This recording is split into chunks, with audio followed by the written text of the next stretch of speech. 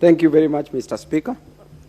Mr. Speaker, the internegram between Azimio One Kenya Coalition and the Kenya Kwanza is keyword, Mr. Speaker, in the apex of the law, in the supreme law of the land, and in the Constitution in Article 108, sub-Article 2, that was also read by Honorable Kimani Ichung'wah. Mr. Speaker, the article is clear that the leader of majority shall be the leader of the majority party or coalition of parties. And going by that, Mr. Speaker, in simple terms, it is very clear that Azimio, kindly give me time. Mheshimiwa, I don't know why you are so excited.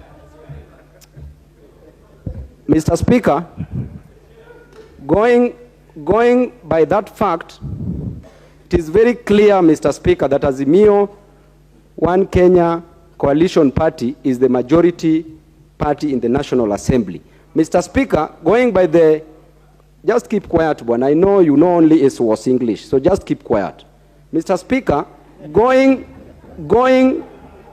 by the rules of interpretation, the literal rule, the golden rule, and the purposive approach, the facticity of the fact is that Azimio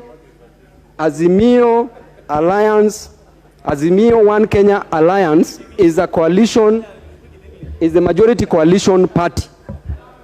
Mr. Speaker, number two, we talked about marriage. Mr. Speaker, Azimio is a subsisting marriage. And in this marriage is a potential polygamous marriage. And Mr. Speaker, this marriage is not voidable because there was consummation in this marriage. Mr. Speaker, the person who presided over this marriage was overqualified, Mr. Speaker.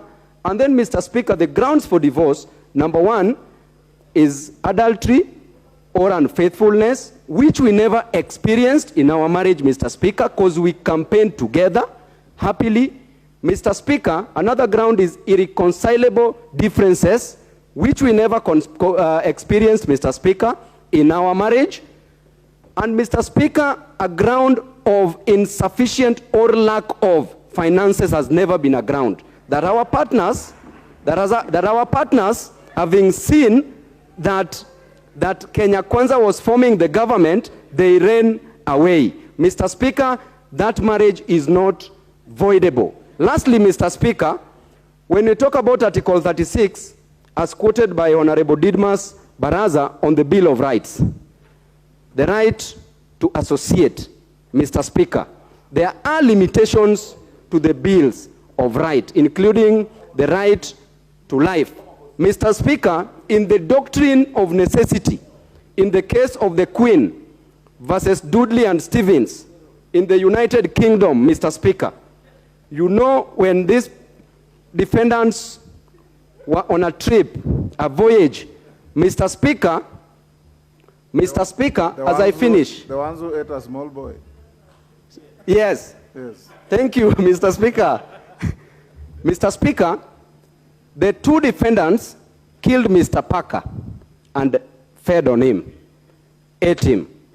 Then, Mr. Speaker, in the High Court, it was decided that it was not necessary to take life. But upon appeal, Mr. Speaker, it was decided, they were vindicated, that it was necessary for them to take the life because either way, they would have died. Therefore, there are limitations to any law, Mr. Speaker. Be that as it may, Mr. Speaker, our marriage was... Babu, the court said they should have cast lots as to who should be eaten. Mr. Speaker, Mr. Speaker, Mr. Speaker, you are diverting law.